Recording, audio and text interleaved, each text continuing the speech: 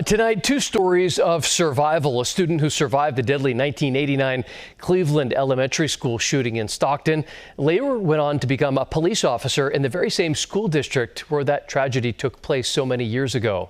Just 2 years after that shooting, more than 30 people were taken hostage at the Good Guys electronics store here in Sacramento. Thanks for being with us tonight. For Fox 40 News at 10:30, I'm Eric Harriman. And I'm Nikki Lorenzo. A woman who survived that 1991 incident later became an author writing about her ordeal. Fox 40's Arena Shaddix has both of their harrowing stories of survival and prosperity.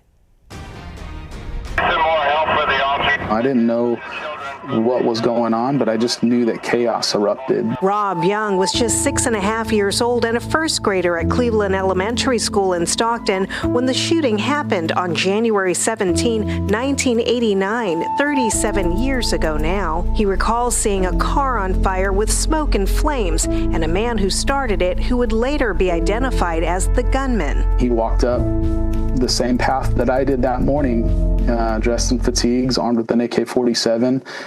He took a kneeling stance and he opened fire on us as we played on the playground.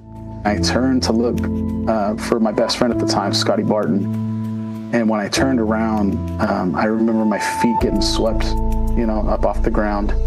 And that was a round traveling through my right foot. I remember hitting the ground and feeling a slap against my chest.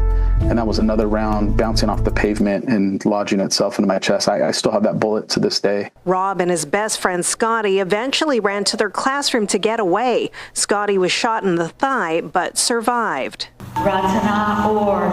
When it was over, the suspect shot and killed 5 kids and wounded 31 others, all but one who were children, before committing suicide just 3 minutes after he fired the first shot.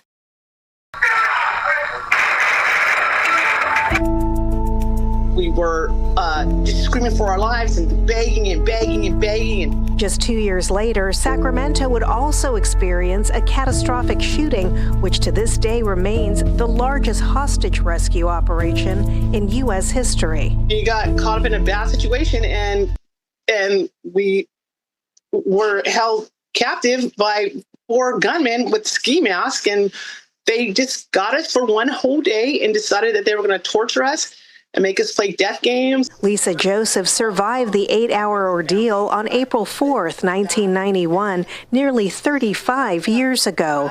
She, along with her uncle and cousin, were among the 41 people, which included customers and employees, who were taken hostage at the Good Guys electronics store on the corner of 65th Street and Stockton Boulevard. Lisa was 4.5 months pregnant at the time and would later miscarry as a gunman held a 12-gauge shotgun to her head. And just before things turned deadly.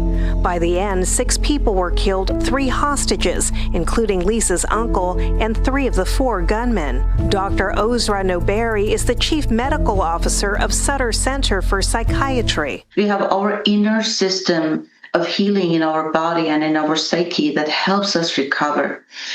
And it takes time and it happens in its own pace. They need to pray. Without God, you're going nowhere fast. I'm proud of what I've been able to do and using a horrible incident, a terrible day in my life to help propel me into the things that I'm doing nowadays, and focusing on, being a survivor. I don't focus on being a victim. I focused on, I survived this.